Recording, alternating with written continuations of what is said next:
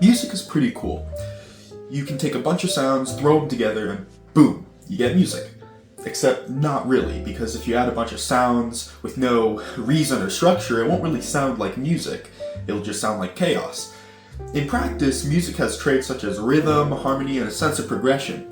Now, it's important to remember that not all music has to fit this category. In fact, there are many things that don't fit this criteria that are still undeniably considered as music. And I'm sure you can find examples of songs without any of these features if you look hard enough. But that's a topic for a separate video. Today, I want to talk about the main things we think of when we think of music. Because although we listen to it constantly on the radio, on Spotify, at home, at events, we don't really think about how music became the way it was.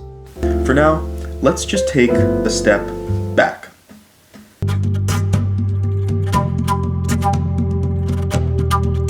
So, the earliest form of humans making noise to convey something, an idea, is speech. So it only makes sense that voice would be our first instrument.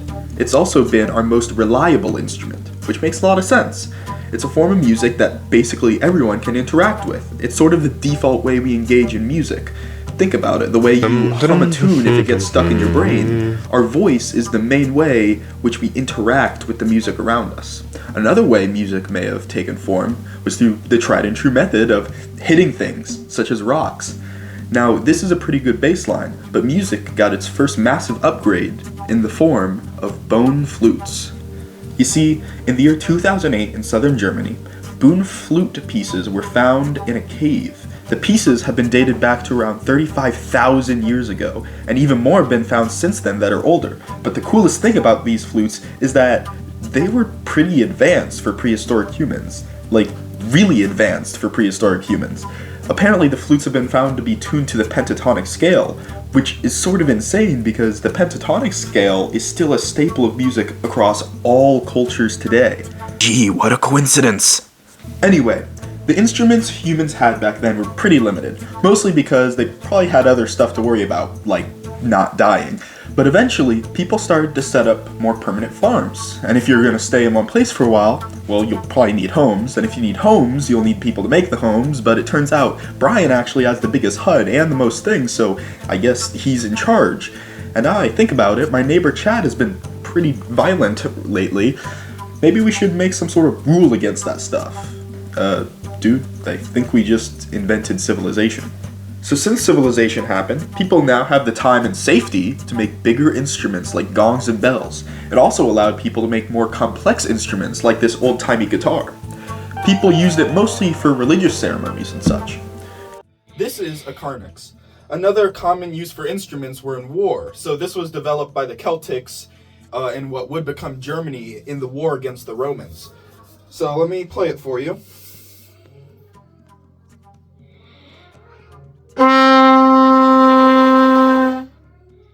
So things like this would be used in wartime to signal or rally soldiers. Good job, everyone. But wait, where's ancient China? Oh my gosh. Yeah, it turns out ancient China really liked its music. They saw it less as entertainment and more so as a strict government policy. Sir! Yeah? Our enemies, they're at the gates. And? They're gonna set fire to our villages, This sir. riff, bro? Sir, they're at the gates. They're gonna break in. And? What do you mean, sir? What They're are gonna they gonna kill do? you. No, they're not. What do you mean they're not? No, they're not. Why?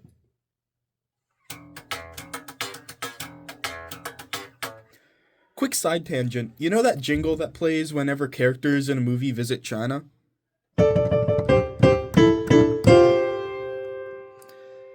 This is actually called the Oriental Riff, and despite what you may think, it was actually a Western creation. The reason it sounds Chinese is because, one, at this point, the media has used the riff so much we associate it with Eastern Asia, and two, the song uses perfect fourths and the pentatonic scale, which is a big part of East Asian music.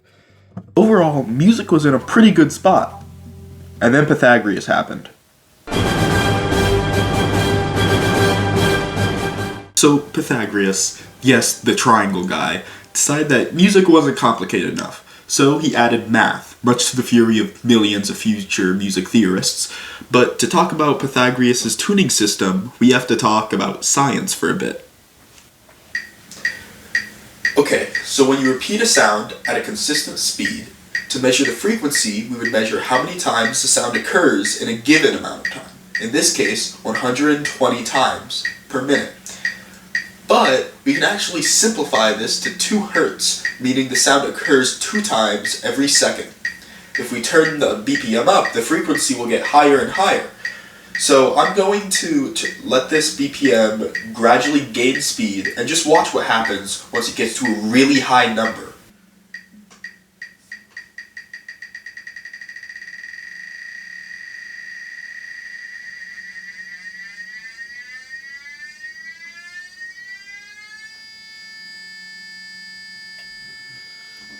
This is 440 Hz, which is the standard tuning for an A on a modern-day piano.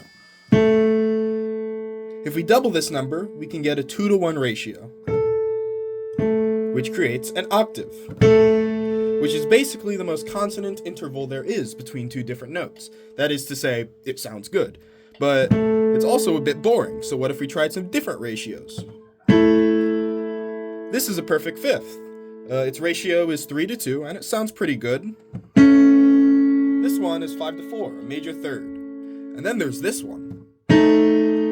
This is the tritone, and its ratio is 32-to-45.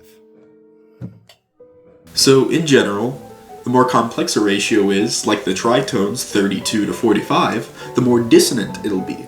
But that's fine, because Pythagoras thought we could just keep stacking simple ratios, like fifths, to get musical scales, leaving us with the 12 notes we use in Western music today, and everything ended all happily ever after.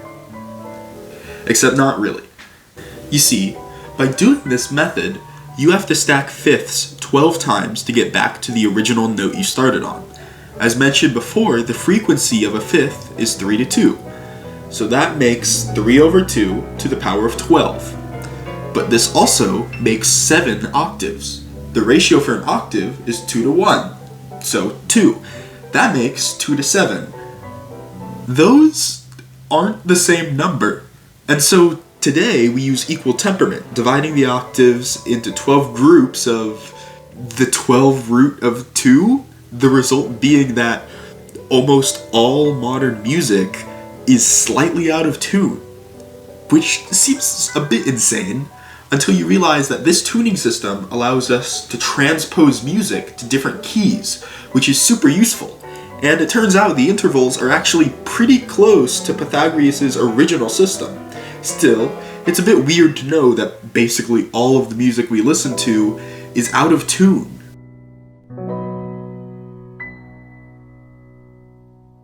But that didn't stop music from growing in the medieval and Renaissance era.